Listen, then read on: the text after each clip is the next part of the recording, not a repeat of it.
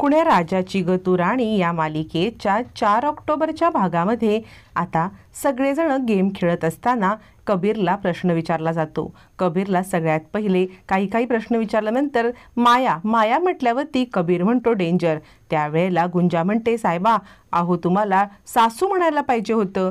कबीर म्हणतो मला सासू म्हटलं की बाबळीची आठवण येते, तुझं काय आहे ग असं म्हणत कबीर पटकन बाबळीची आठवण काढतो आणि इकडे रेशीम सांगते बाबळी म्हटली की मला माझ्या आईची आठवण येते काटेरी। पण तोपर्यंत गुंजा आणि कबीर एकमेकांकडे पाहत असतात आणि काहीतरी वेगळं कबीर बोललाय हे गुंजाच्या आणि स्वतः कबीरच्या पण लक्षात येतं। तोपर्यंत इकडे विजया चिडते आणि म्हणते काय ग मी काटेरी आहे का असं म्हणत आता तो विषय तिथेच थांबवला जातो। तोपर्यंत इकडे अशोक सांगत असतो चला चला आता पुढचं आहे माझी लाडकी सून। मग मृण्मयीला बसवलं जातं। मृण्मयीला काही शब्द दिले जातात, प्रत्येक शब्दाची मृण्मयी पटापट उत्तरं देते आणि आता कबीर म्हटल्यावरती ती प्रेम सांगते।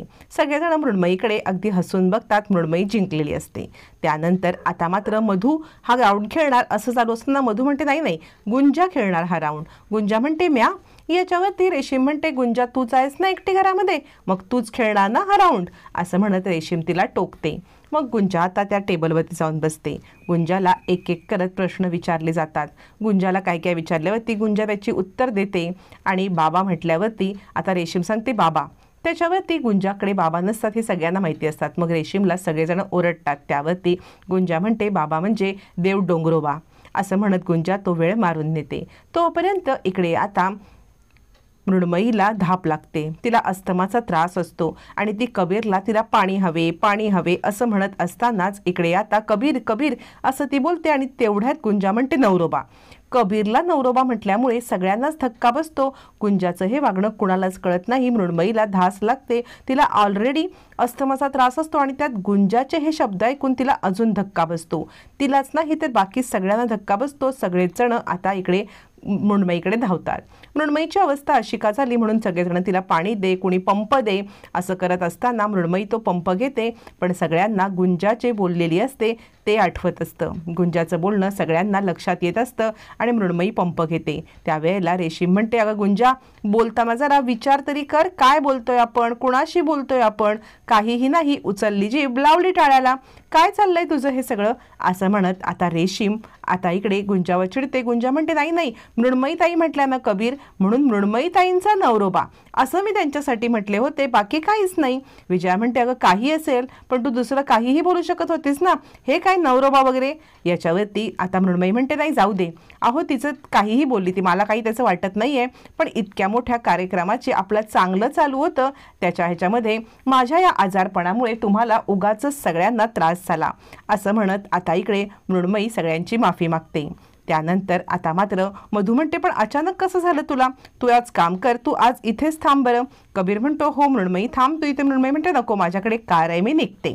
आता मृण्मयीला कारपर्यंत सोडण्यासाठी कबीर येतो।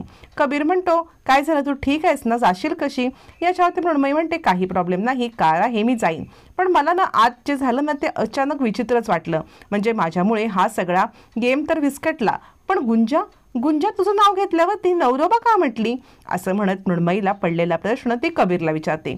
कबीर म्हणतो तुला माहिती ना डोंगरवाडी अगं तिला काहीही बोलायला विचारच करायला लागत नाही, ती काही चटकन बोलून मोकळी होते, तू नको विचार करूस। याच्यावरती मृण्मयी म्हणते नाही रे म्हणजे तसं तिचं मला वागणं क्यूट वाटतं पण ह्या क्यूट वागण्यामध्ये ती जे आज बोलली ना चटकन ज्या वेळेला नवरोबा तेव्हा माझ्या मनामध्ये इतकं चरकन काहीतरी झालं ना, तुला काय सांगू मी कबीर, खरंच मला कळलं नाही की काय रिॲक्ट व्हावं, म्हणजे तिच्या तोंडून हे ऐकून मी थरारले होते आतून।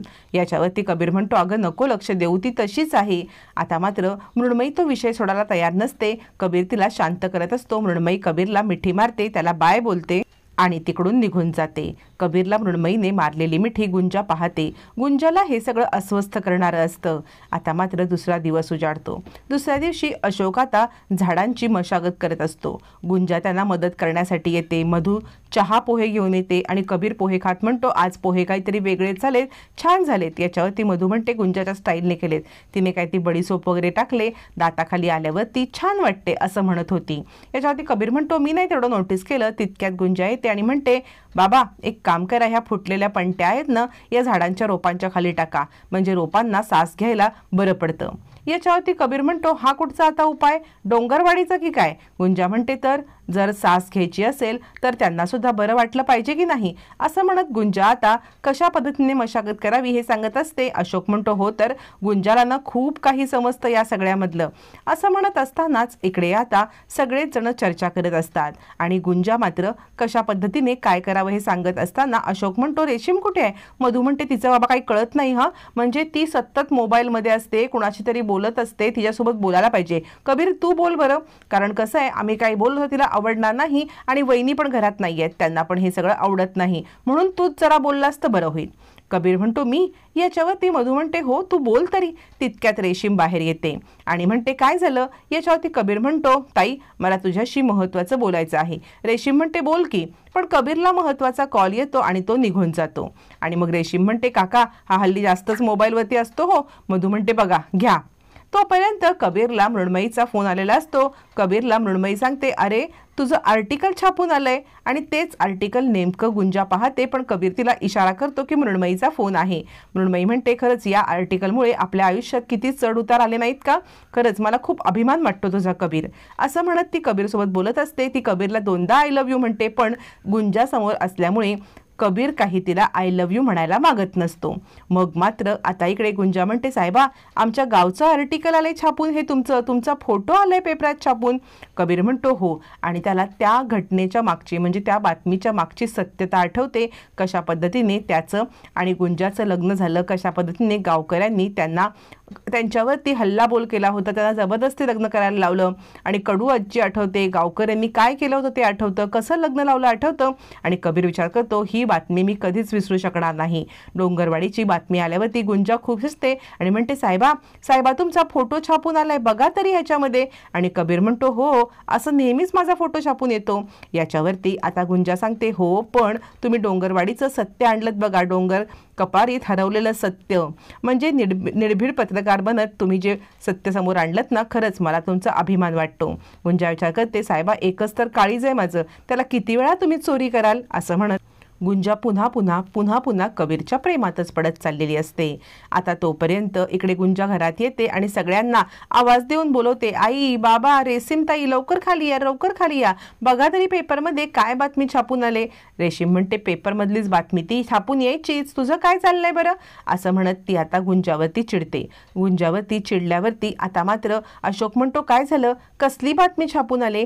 याच्यावरती लगेचच गुंजा सांगते हे बघा साहेबाची बातमी आमच्या गावची. मग मात्र इकडे मधू खूप खुश होते आणि म्हणते खरंच मला अभिमान वाटतो माझ्या पोराचा. तितक्यात तिथे गुंजा येते आणि कबीरला म्हणते ही बघा साहेबा सगळ्यांना बातमी दाखवली. कबीर पण खाली येतो. गुंजा म्हणते मला इतका आनंद झालाय ना, आणि असं म्हणत ती देवासमोर साखर ठेवायला धावत पळत जात असतानाच इकडे पेपर फाटतो. पेपर फाटल्यावरती मात्र सगळेजण गुंजाकडे बघतात. रेशीम म्हणते गुंजा काय चाललंय तुझं, साधा पेपर तुला एक नीट नाही ठेवता आला, बातमी फाटली, फोटो फाटला, अगं अक्कल कुठे आहे, कुठे चालली होतीस, असं म्हणत ती गुंजावरती खूप चिडते. आता कबीर पण चिडणार असंच सगळ्यांना वाटतं. मधू म्हणते काय ग गुंजा जरा सावकाशीने कर की, किती ती घाई तुझी, असं म्हणत मधू सुद्धा गुंजाला हलकेच ओरडत असते. आता मात्र सगळेजण कबीरकडे पाहत असतात की कबीरला नक्की काय म्हणायचं आहे.